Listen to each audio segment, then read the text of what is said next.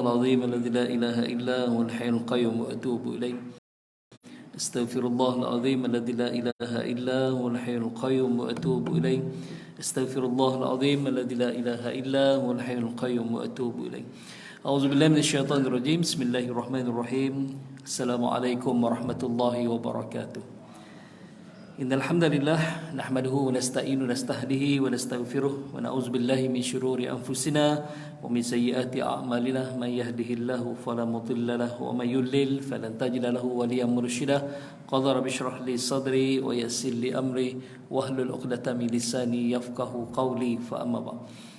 Yang berbahagia Tuan Imam, Tuan Bilal, seterusnya pengerusi serta kuasa surau Al-Qudus, tuan-tuan, perempuan, muslimin, muslimat yang dirahmati oleh Allah Subhanahu wa taala sekalian. Pertama dan selama-lamanya mari sama-sama kita merafatkan setinggi kesyukuran pada Allah Subhanahu wa taala atas izin Allah kita dapat hadir sama-sama untuk melaksanakan solat subuh secara berjamaah di rumah Allah. Mudah-mudahan duduknya kita dalam rumah Allah ini Allah kira sebagai ibadah insya-Allah yang akan memberatkan neraca timbangan kita dan seterusnya kita layak untuk beroleh syafaat Nabi sallallahu alaihi wasallam dan juga syurga Allah Subhanahu wa taala. Insya-Allah amin ya rabbil alamin. Okey, sekarang ni subuh lewat, lepas tu pukul 7 pukul 7 tak bercadang untuk panjang pun insya-Allah sebab hari ni penuh dengan kenduri kahwin, penuh dengan kenduri kahwin. Saya sendiri ada dua, jauh-jauh pula tu. Satu kat Beranang, satu lagi dekat KL, dekat KL. Jadi tak apa insya-Allah. Tahu kita, bila subuh dah ke depan ni waktu kita sama. Waktu jogging kita tetap 7.30 kan. Waktu sarapan kita tetap 7.30. Waktu kita nak pergi beli sarapan pun tetap 7.30. Jadi insya-Allah saya cuba dalam masa yang terbatas ni untuk kita bincang tentang apa amalan baginda sallallahu alaihi wasallam yang dilakukan dalam masa 24 jam. Okey. Pada pertemuan kita yang lepas, kita dah bicara tentang amalan baginda sallallahu alaihi wasallam sebelum tidur. Antaranya membaca doa, mengiring sebelah kanan, dan yang terakhir kita bincang itu adalah bercelak sebelum tidur. Kan? Rupanya bercelak ni ada dua. Satu bercelak untuk perhiasan, dan yang kedua bercelak untuk perubatan. Bercelak untuk perubatan. Jadi bercelak sebelum tidur itu adalah untuk perubatan. Disebut bahawa Nabi SAW bercelak indah kulli naum, setiap kali baginda nak tidur, thalathan fi hadhihi wa thalathan fi hadhihi. Maksudnya 3 kali bagi setiap mata kanan dan 3 kali calitan pada setiap mata kiri. Itulah disebut tentang tu. Dan kata Nabi SAW, fa innahu yajlul basar wa yumbitu sya'ar. Antara rasionalnya ataupun manfaat yang kita akan dapat bercelak sebelum tidur ni dalam hadis dalam kitab Syama'il Muhammadiyah, dalam bab bercelak ataupun dalam bab celak Nabi SAW, disebut bahawa yumbitu yajlul basar, dia akan menajamkan pandangan ataupun menyihatkan mata. Yang kedua adalah wa yumbitu sya'ar, dan melebatkan bulu mata. Kita pun dah bincang tentang rasional bagaimana dia boleh menyihatkan bulu mata. Sebab celak yang digalakkan oleh Nabi SAW, sebab kata Nabi SAW, sebaik-baik celak bagi kamu adalah al-ithmid. Ithmid, alif tha mim dal. Alif tha mim dal, ithmid. Ithmid ni adalah batu berwarna hitam. Batu berwarna hitam. Jadi rupanya pada batu ni ada dua unsur yang kita tak perasan, yang baik untuk mata kita dan semuanya lah. Batu tanah ni ada dua unsur. Yang pertama dipanggil tetracycline. Dia fungsinya adalah untuk membunuh kuman ataupun bakteria. Yang kedua tetrarolite. Tetrarolite ni fungsi dalam tanah ataupun dalam batu ni fungsinya untuk membasmi kuman sebelum ataupun alat sterilasi. Kalau kita nak gunakan jarum, kalau dulu tanpa bahan kimia, bakar dulu jarumnya dulu kan, untuk membunuh bakteria atau kuman. Jadi tak nak ada jangkitan kuman sebelah mana, jarum tu ditusuk pada badan. Dulu bakar. Lepas tu sekarang ni dah ada teknologi, direndam pada larutan kimia dan seumpamanya. Rupanya pada batu ni dan tanah ada dua unsur ni. Pertama, dia membasmi kuman. Yang kedua, dia mematikan bakteria. Kita ambil iktibar kalau terpegang anjing ataupun babi, kan, bagaimana cara penyuciannya? 1 air tanah, 6 air bersih. Kenapa 1 air tanah? Rupanya air tanah pertama fungsinya adalah untuk membunuh bakteria, membunuh kuman. 6 air bersih adalah untuk membersihkan kotoran. Tak cukup ke dengan 7 air bersih? Tak cukup. 7 air bersih hanya membersihkan tetapi tidak mematikan kuman, tidak mematikan bakteria. Itulah kelebihannya pada batu dan pada tanah. Pada batu dan pada tanah. Itu yang kita bicara yang terakhir sebelum ni. Hari ini saya nak bincang tentang cara baginda sallallahu alaihi wasallam bangun daripada tidur. Bangun daripada tidur.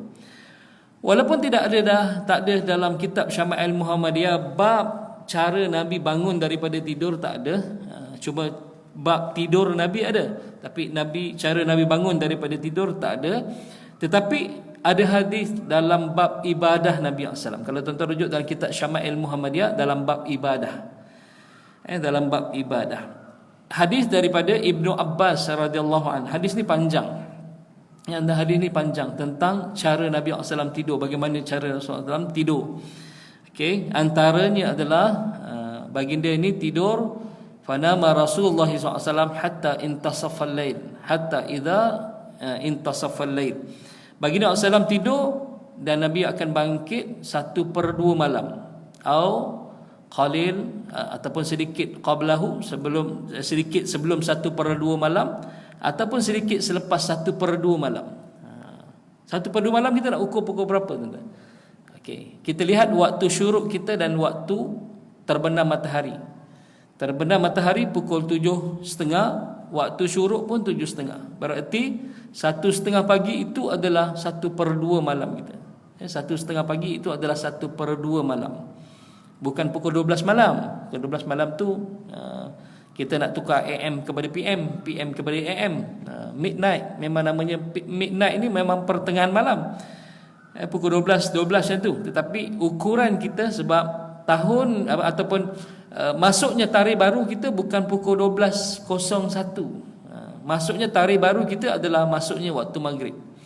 Masuknya waktu maghrib adalah masuk waktu ataupun hari baru kita. Itu dia ukur dia tentang. Jadi sedikit sebelum 1/2 malam adalah pukul 1. Ataupun sedikit selepas 1/2 malam adalah pukul 2 pagi. Itu yang disebut tentang tu. Kemudian kata Ibnu Abbas dalam hadisnya, antara amalan dilakukan oleh baginda SAW adalah yamsahun nauma an wajhihi. Nabi menyapu ataupun menyapu mukanya untuk menghilangkan sisa mengantuk ataupun sisa tidur. Bagaimana caranya? Macam ni. Sapu muka lah. Sapu muka bila bangkit daripada tidur, sapu muka. Okey. Dan sapu muka tu tujuannya kalau kita rujuk apabila baginda bangkit daripada tidur, ada hadis daripada Ibnu Abbas, aku berbaring memanjang sementara baginda SAW berbaring melintang. Baginda SAW tidur sehingga terjaga pada tengah malam, awal sedikit ataupun lewat sedikit daripada tengah malam. Setelah baginda bangun, baginda akan menghilangkan kesan-kesan tidur pada wajah baginda sallallahu alaihi wasallam. Hadis riwayat Bukhari, Muslim, Tirmizi, Abu Daud, Nasa'i dan Ibn Khuzaimah. Apabila baginda bangkit daripada tidurnya, baginda akan menyapu mukanya untuk menghilangkan sisa tidur. Ada pendapat mengatakan bahawa ini pendapat kedua lah. Pertama, memang baginda SAW sapu tu untuk menghilangkan sisa mengantuk. Yang kedua berpendapat bahawa baginda menyapu mukanya adalah selepas baginda membaca doa bangun tidur. Doa bangun tidur yang diajarkan oleh Nabi SAW, yang diriwayatkan hadisnya oleh Huzaifah Al-Yamani, disebut bahawa apabila baginda SAW bangkit daripada tidur, baginda akan membaca doa Alhamdulillahilladzi ahyana ba'da ma amatana wa ilaihin nusyur. Doa yang selalu kita baca tu warid ataupun dia ada sandaran kepada hadis Nabi SAW daripada Huzaifah Al-Yamani. Okey. Jadi kebiasaannya Nabi SAW ataupun antara sunnah yang dilakukan oleh baginda SAW, bila berdoa, selepas dan berdoa Nabi akan sapu mukanya. Sebab itu kita buat tu. Okay. Bila lepas berdoa kita sapu muka. Itu adalah amalan Nabi SAW.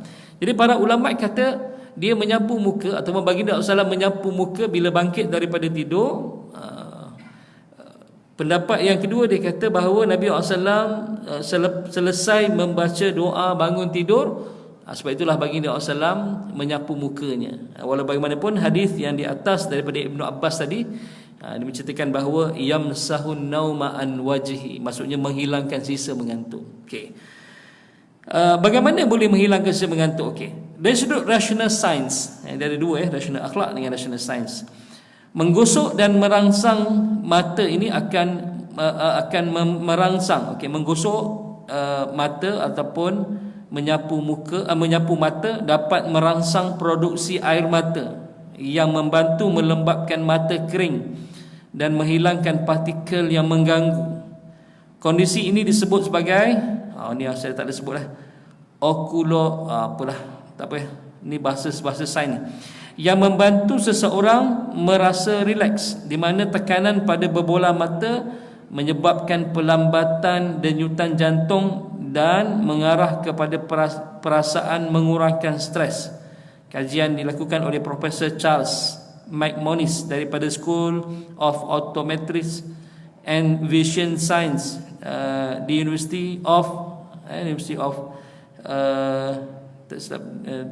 di Amerika Syarikat.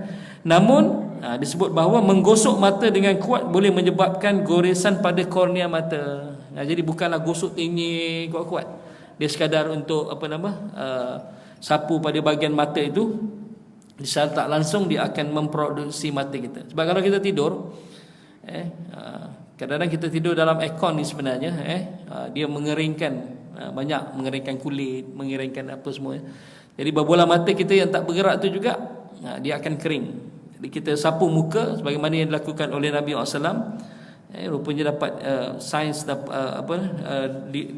disokong oleh sains bahawa menggosok mata ataupun menyapu muka tadi itu memproduksi air mata yang membantu melembabkan mata kering dan menghilangkan partikel yang mengganggu mata. Itu disebut tentang tu. Jadi ada kelebihan dia. Yang kedua, dari sudut rasional akhlak, kenapa Nabi SAW melakukan yamsahun nauma an wajhi? Yang pertama adalah untuk bangun dalam keadaan cergas. Untuk Nabi bangun dalam keadaan cergas. Sebab itu Nabi menyapu mukanya. Yang kedua adalah untuk menghilangkan kemalasan. Untuk menghilangkan kemalasan, Nabi sapu muka. Macam kita lah, kalau mengantuk sangat kita tinggi muka kita kan, mata kita.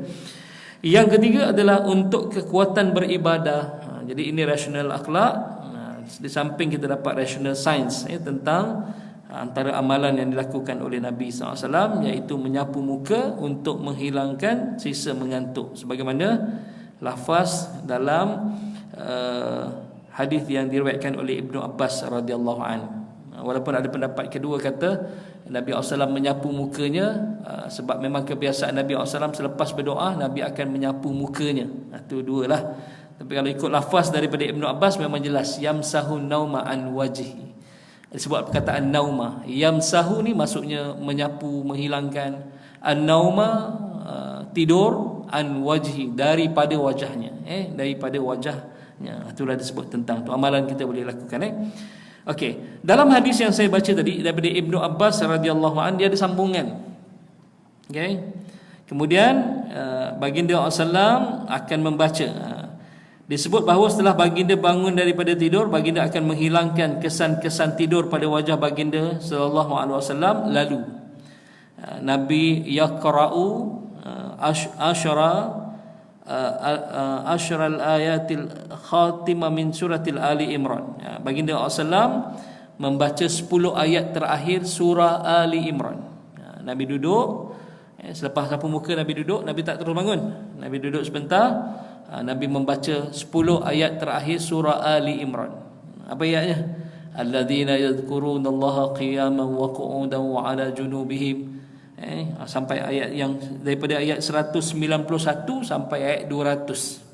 Nabi menyapu. Alladzina yadhkurunallaha qiyaman. Mereka-mereka yang yadhkuruna, mengingati Allah, qiyaman dalam keadaan duduk. Kemudian wa qu'udan dalam keadaan tadi qiyaman berdiri, wa qu'udan duduk, wa ala junubihim dalam keadaan berbaring. Yatafakkaruna fi khalqir rahman, yang memikirkan tentang penciptaan Allah. Itu disebut ayat surah Al Imran ayat 191 hingga ayat 200. Kemudian itu okey, tapi kita fokus pada 10 ayat terakhir surah Al-Imran. Kemudian baginda SAW berdiri dan menuju ke bekas air untuk berwuduk. Baginda menyempurkan wuduknya lalu solat. Hadis riwayat Bukhari, Muslim dan At-Tirmizi. Sama tadi ayat tadi hadis yang kita bincang, cuma disambungkan kepada hadis tu. Jadi hadis daripada Ibnu Abbas tadi panjang. Okey.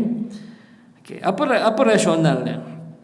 Pertama sekali, pakar sains, terutamanya pakar kesihatan, dia mengesyorkan kepada kita untuk kita duduk sebelum bangun menuju ke bilik air ataupun untuk melaksanakan solat. Bila bangun daripada tidur, kita tidak digalakkan untuk terus bangun dan berjalan.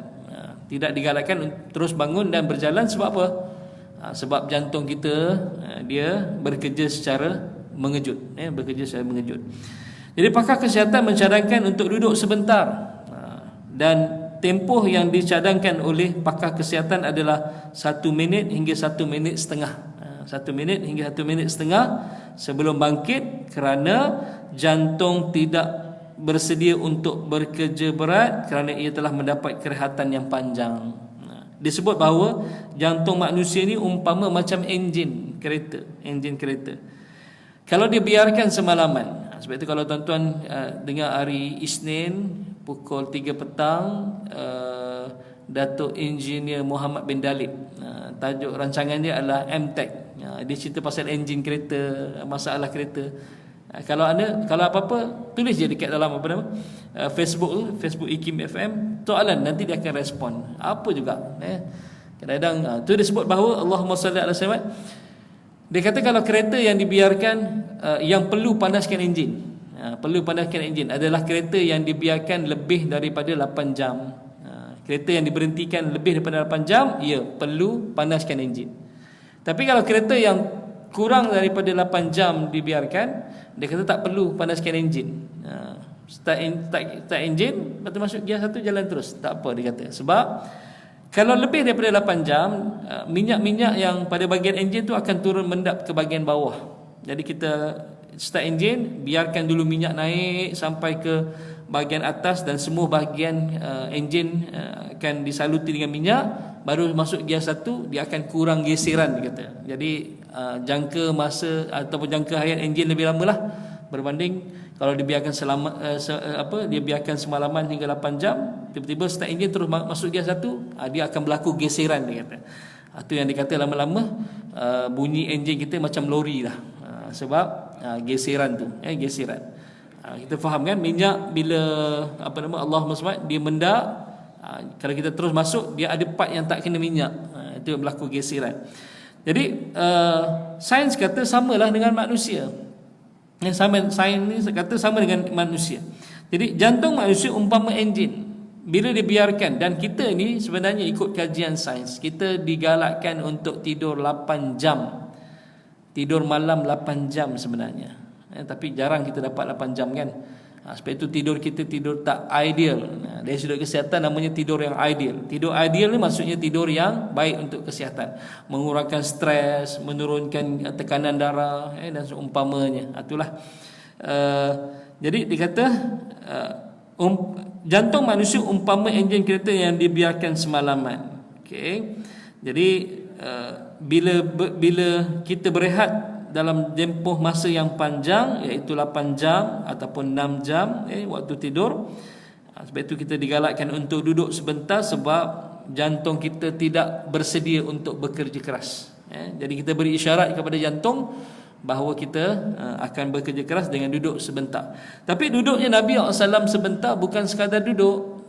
Kalau kita mungkin duduk 1 minit atau minit setengah, tetapi Nabi SAW tidak mensia-siakan duduk sekadar duduk 1 minit hingga 1 minit setengah. Tetapi baginda SAW akan membaca 10 ayat terakhir surah Ali Imran. 10 ayat terakhir surah Ali Imran. Itulah Nabi SAW tidak akan mensia-siakan masa yang kosong itu. Okay. Tapi bagaimana kita yang tak hafal 10 ayat terakhir surah Ali Imran? Kalau kita bangun pergi ambil Quran kat tingkat bawah pula, cuba tak payah. Sebab kita dah bangun, dah berjalan. Sebab kita nak manfaat sains tu, kita nak manfaat yang kesihatan tu. Kenapa Nabi SAW duduk sekejap, dan kenapa sains syorkan duduk 1 minit hingga 1 minit setengah? Sebenarnya untuk untuk jantung kita. Tadi rehat, tiba-tiba dia kerja keras terus. Jadi dia terkejut, dia terkejut. Jadi kena beri isyarat dulu. Kita buat perbuatan yang Allahumma SWT, istilahnya warm up dulu pada jantung kita sebelum dia bekerja keras. Okey. Jadi kalau tak hafal macam mana? Bacalah mana-mana ayat yang tempohnya 1 minit hingga 1 minit setengah. Bukan 10 ayat. Kalau 10 ayat, Fatihah 7 ayat, Al-Ikhlas 4 ayat, dah 11 lebih 1 pula. Lebih 1. Tapi tempohnya Al-Fatihah dengan Al-Ikhlas tu cukup tak 1 minit? Tak cukup. Jadi tak cukup, bacalah ayat lain. Itu kursi ke, sambung dengan Allah SWT, Al-Mulk ke, ataupun Al-Kahfi yang kita dah hafal 10 ayat tu. Yang penting kita duduk 1 minit hingga 1 minit setengah. Dan jangan bazirkan 1 minit setengah tu dengan kita tak buat apa-apa. Kita duduk, bacalah mana-mana ayat pun yang tempohnya 1 minit, 1 minit setengah, barulah kita bangun dan bekerja ataupun bangun untuk melaksanakan solat. Ini yang dilakukan oleh Nabi SAW. Okay. Sebab kalau kita rujuk pada awal hadis ni, kata Ibnu Abbas, aku pernah bermalam di rumah ibu saudaraku Maimunah, iaitu isteri Nabi SAW. Ketika ini Ibnu Abbas masih dalam usia yang kecil lagi, dalam 10 tahun macam tu. Okay. Beliau berkata, aku berbaring memanjang. Jadi kalau Nabi SAW, beliau berkata, aku baring memanjang. Kalau ni bantal, bagi dia tidur macam biasalah. Nabi SAW dan isterinya Maimunah, tidur macam ni bantal. Ibnu Abbas dia kata, aku tidur, maksudnya memanjang ke bawah kaki Nabi SAW, melintang. Kan? Itu yang kita dapat ambil sedikit pengajaran daripada hadis ni, bahawa Nabi SAW tidur ataupun bentuk posisi tidur Nabi SAW yang kita pernah bicara sebelum ni adalah baginda mengiring sebelah kanan, kemudian meletakkan pipi kanan di bawah, tangan kanan di bawah pipi kanan, kemudian meletakkan tangan kiri pada sisi kiri dan membengkokkan sedikit kaki baginda sallallahu alaihi wasallam, membengkokkan kaki baginda SAW. Apabila baginda sedar pada tengah malam untuk melaksanakan solat tahajud dan seumpamanya, baginda akan meluruskan kakinya. Kan bila kita bangun kita akan luruskan kaki. Bila meluruskan kaki, akan tertendanglah Ibnu Abbas di bawah kaki Nabi SAW. Sebab Ibnu Abbas tidur kat bawah kaki Nabi. Ibnu Abbas tidur bawah kaki Nabi SAW, melintang itu. Itu yang kisahnya dalam hadis ni. Bila Nabi SAW bangun dan beruduk, dia pun bangun beruduk. Dan bila Nabi SAW, dia pun bangun solat bersama Nabi SAW. Itulah ketikanya dia berdiri di sebelah kiri baginda SAW. Dan kata Ibnu Abbas, baginda mengambil kepalaku, dia pegang kepala Ibnu Abbas dan menarik telinga kananku dan membawa aku ke sebelah kanan baginda SAW. Jadi secara tak langsungnya memberi syarat, kalau kita solat berjamaah dengan imam, kedudukan makmum lelaki itu adalah di sebelah kanan imam, bukan sebelah kiri imam. Jadi sebab itu isyarat, dia tarik telinga Ibnu Abbas dan bawa sebelah kanan itu. Sebab itu Ibnu Abbas boleh cerita satu persatu bagaimana amalan ataupun apa yang Nabi lakukan sebelum apabila bagi dia bangkit daripada tidur. Itulah yang digariskan oleh Ibnu Abbas. Pertama kata Ibnu Abbas, Nabi menyapu mukanya untuk menghilangkan sisa mengantuk. Yang kedua, Nabi SAW duduk sebentar dan membaca 10 ayat terakhir surah Ali Imran. Itu disebut tentang tu. Antara rasional sains yang kita dapat ambil, tadi pertama, readykan jantung. Sebab jantung kita dah rehat, tiba-tiba dia bekerja keras, ada efek pada jantung. Jadi jangan. Jadi duduk sebentar sebagai isyarat kepada jantung untuk kita bekerja keras. Selain daripada itu, rupa-rupanya adalah untuk menyeimbangkan keseimbangan badan kita. Dalam telinga kita ni ada satu organ keseimbangan badan yang dipanggil vestibular, V-E-S-T-I-B-U-L-A-R, vestibular. Vestibular ni ada cecair dalam dia, ada cecair. Jadi cecair dalam vestibular ni perlu seimbang, barulah kita ni akan seimbang. Tadi bila dia baring dalam tempoh yang lama, kedudukan cecair dalam vestibular tu dia kedudukan dalam posisi kita baring. Dan apabila kita terus bangun dan berjalan, kedudukan cecair dalam vestibular tu belum seimbang. Jadi kita akan bangun dalam keadaan terhoyong-hayang. Terhoyong-hayang. Sebab tak balance lagi telinga kita. Sebab organ keseimbangan badan ni ada 3. Yang pertama kepala, ini otak. Yang kedua adalah mata. Yang ketiga adalah telinga. Otak, mata dan telinga. Dia mesti synchronize semuanya, mesti seimbang tiga-tiga ni. Kalau salah satu tak seimbang, tu yang berlaku. Kalau tuan-tuan perasan, kalau kita ni ada mabuk laut kan, mabuk laut. Kalau kita mabuk laut, muntah ni bukan muntah biasa-biasa ni. Kalau muntah yang mungkin pening, kita muntah keluar yang sarapan pagi tadi je. Tapi kalau mabuk laut, ya Allah, yang semalam punya pun keluar. Dah semalam punya keluar pun dah tak ada benda nak keluar lagi, dia akan keluar yang warna hijau kena kuning sampai dah tak ada, kita pun lembik dah habis, semua isi perut kita keluar. Sebab apa? Rupanya cantiknya sistem yang Allah buat pada badan kita. Bila mata kita yang tengok satu objek tu, dia tak bergerak, tapi cecair dalam telinga kita bergerak sebab ombak. Kita ni dipukul ombak, jadi kita bergoyang-goyang, cecair dalam telinga ni tak balance, dia bergoyang-goyang. Bila macam tu, otak terus tafsir bahawa tuan punya badan ini terminum racun. Tuan punya badan terminum racun. Sebab dia kata mata dengan telinga tak synchronize, tak sama. Okey, jadi dia kata tuan badan ni terminum racun. Jadi dia hantar isyarat pada perut, keluarkan semua isi perut. Supaya tidak mudarat kepada tubuh badan ni dengan racun yang diminum oleh tuan punya badan. Itulah.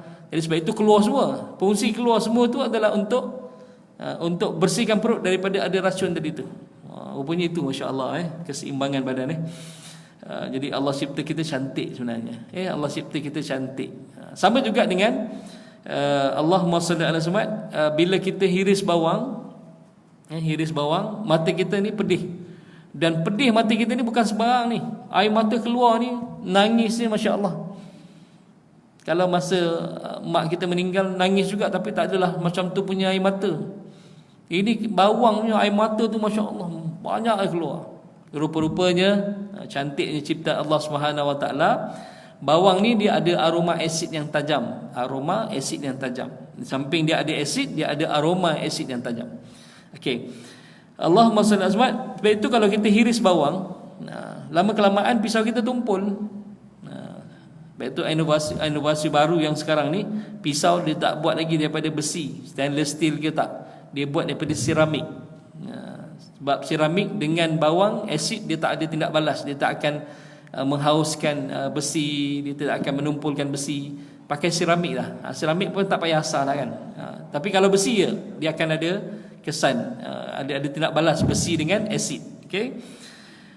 Sebab itu dia okey. Bila aroma asid tu bertebangan kena pada mata, otak tafsir mata kita ni dijangkiti kuman ataupun dijangkiti bakteria. Jadi otak terus hantar maklumat ke kantong air mata ni untuk keluarkan air mata seberapa banyak yang boleh untuk membersihkan bakteria daripada berbola mata kita. Sebab itulah bila kita hiris bawang tu, kenapa air mata mencuah-cuah banyak mencuah-cuah banyak, rupanya otak hantar maklumat dekat kantong air mata ni untuk keluarkan air mata banyak supaya mata kita ni bersih daripada bakteria tadi. Jadi otak tafsir mata kita ni, Allahumma salli alaihi wasallam, terkena jangkitan kuman. Itulah cantiknya cipta Allah Taala pada kita kan. Okey, kita sebut tentang tu. Okey. Jadi bila kita duduk, bila kita bangun daripada tidur dan duduk sebentar, tujuannya adalah untuk menyeimbangkan cecair dalam vestibular tadi tu, untuk keseimbangan badan kita kan. Dia sama dengan fungsi penimbang air tu kan, yang ada buih kat tengah-tengah garisan tu. Kalau kita nak tahu permukaan ni rata tak rata, kita letak alat penimbang air tu. Kalau dia duduk di antara dua garisan ni, berarti garisan permukaan ni rata, 90 darjah tepat. Okey. Tapi kalau kita lihat buih itu dia keluar daripada garisan, berarti permukaan ni tak rata. Jadi sama rupanya cecair dalam vestibular kita ni, dalam telinga kita ni, dia kena balance macam tu. Barulah kita ni tegak seimbang, barulah kita ni tegak seimbang. Masya-Allah. Dan inilah hikmahnya. Kalau tuan-tuan tahu dan tuan perasan, hikmah tamak-ninah dalam perbuatan solat. Tamak-ninah ni bukan sekadar berhenti, sekadar kita membaca, dan tempohnya adalah seumpama kita membaca kalimah subhanallah. Itu tomak ninah. Okey, tomak ninah dari sudut perbuatan, ya, tapi dari sudut hikmah ataupun rahsia tomak ninah. Kita rokok dalam keadaan kita berdiri, tadi kita rokok kepala kita rendah. Okey, kalau kita letak kepala je terus bangun, tak ada tomak ninah, kita akan pening. Baik itu kita duduk, kita rokok, kita letak kepala dan ada bacaannya. Subhana rabbiyal azimi wa bihamdi. Kenapa 3 kali? Sebab inilah tempoh untuk seimbangkan cecair dalam vestibula tu supaya kita ni tak pening. Subhana rabbiyal azimi wa bihamdi, subhana rabbiyal azimi wa bihamdi, subhana rabbiyal azimi wa bihamdi 3 kali. Itu tempoh yang terbaik untuk keseimbangan cecair dalam vestibula. Kalau kita tak baca boleh tak? Boleh, sunnah je hukum dia. Tapi sunnah yang sekecil ini pun ada hikmah kalau kita buat. Bila kita i'tidal, terus sujud, kita akan pening. Naik i'tidal ni adil, lurus. Jadi kena luruskan badan lah. Tegak macam kita berdiri tadi, barulah kita rokok. Dan ada bacaan ketika mana kita i'tidal, sami Allahu liman hamida, rabbana lakal hamd.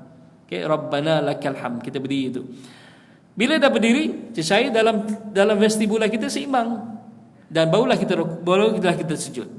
Bila kita sujud pula, cecair dalam telinga kita ni, dalam posisi kita ni membongkok, kepala lebih rendah daripada badan kita.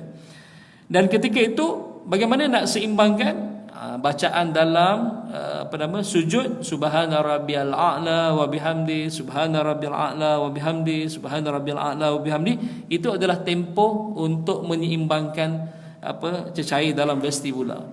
Bila kita bangkit daripada sujud, kita duduk antara 2 sujud, ada bacaannya lagi, rabbi firli warhamni wajburni warfa'ni. Itu tempoh untuk seimbangan. Sujud, bacaan lagi. Nampak? Itulah hikmahnya kenapa ada tomak ninah. Selain daripada tomak ninah tu adalah kesempurnaan. Tak adalah solat macam ayam patok jagung cuk laju kan. Tak ada keseimbangan macam kelang kabut je. Tak, rupanya selain daripada untuk menjaga kesempurnaan dan kecantikan solat itu, ada namanya tomak ninah. Rupa-rupanya tomak ninah ni bukan sekadar untuk jaga kecantikan solat, kecantikan perbuatan solat, tapi rupa-rupanya dia adalah ada manfaat kesihatan pada diri kita. Masya-Allah. 7:35. Saya rasa cukup sekadar itu dulu yang dapat kita bincang pada hari ini, insya-Allah. Mudah-mudahan yang sedikit ini ada kebaikan untuk kita. Kita pun dah bincang tentang amalan Nabi SAW bila bangkit daripada tidur. Yang pertama, baginda menyapu muka untuk menghilangkan sisa mengantuk. Walaupun ada pendapat kata itu adalah amalan Nabi SAW selepas membaca doa, tak apa. Dua-dua kita dapat manfaat, sebab sains pun ada kajian tentang bila kita menyapu muka dan menggosok mata, dia akan memproduksi air mata yang membantu melembabkan mata yang kering. Okey. Yang kedua, Allahumma salli ala sayyidina Muhammad. Baginda membaca 10 ayat terakhir surah Al-Imran.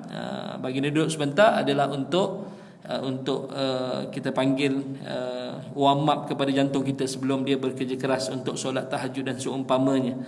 Okey, dan kita dapat manfaat juga, rupanya jantung manusia ni sama fungsinya dengan enjin manusia yang perlu di warm upkan ataupun dipanaskan sebelum bergerak.